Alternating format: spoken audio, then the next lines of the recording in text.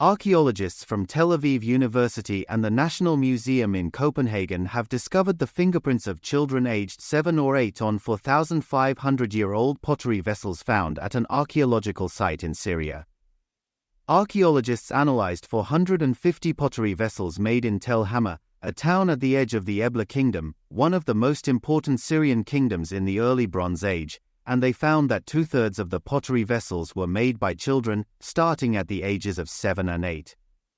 In addition to the use of children for the needs of the kingdom, they discovered evidence of the children's independent creations outside the industrial framework, demonstrating the spark of childhood even in early urban societies. The research results add valuable depth to our appreciation of what it meant to be a child in the past.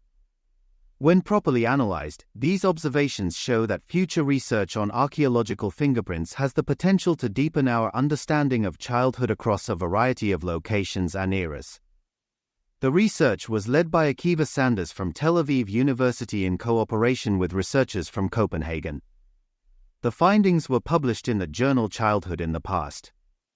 Our research allows us a rare glimpse into the lives of children who lived in the area of the Ebla Kingdom, one of the oldest kingdoms in the world, says Sanders.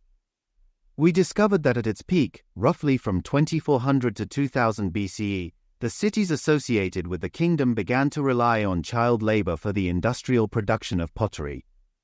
The children worked in workshops starting at the age of 7, and were specially trained to create cups as uniformly as possible, which were used in the kingdom in everyday life and at royal banquets. As is well known, a person's fingerprints do not change throughout their life.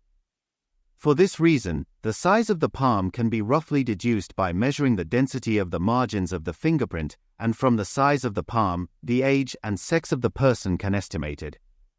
Since its excavation in the 1930s, the pottery from Tel Hamma, which is located on the southern edge of the Kingdom of Ebla, has been kept in Denmark's National Museum.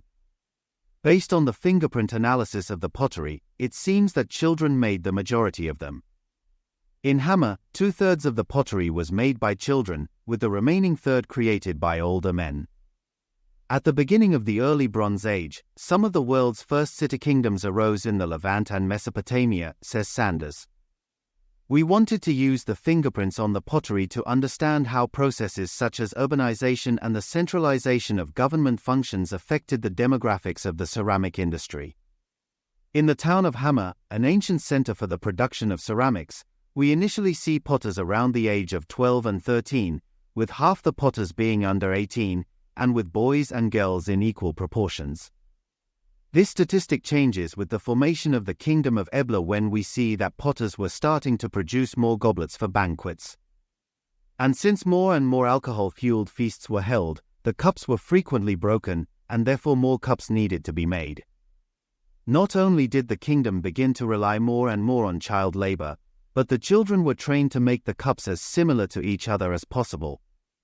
This is a phenomenon we also see in the Industrial Revolution in Europe and America. It is very easy to control children and teach them specific movements to create standardization in handicrafts. However, there was one bright spot in the children's lives, making tiny figurines and miniature vessels for themselves. These children taught each other to make miniature figurines and vessels, without the involvement of the adults, says Dr. Sanders. It is safe to say that they were created by children, and probably including those skilled children from the cup-making workshops. It seems that in these figurines the children express their creativity and their imagination. The Independent Research Fund Denmark, as part of the project Ordinary Lives in Extraordinary Times, a new view of the earliest urban societies in Bronze Age Syria, supported the research carried out for this article.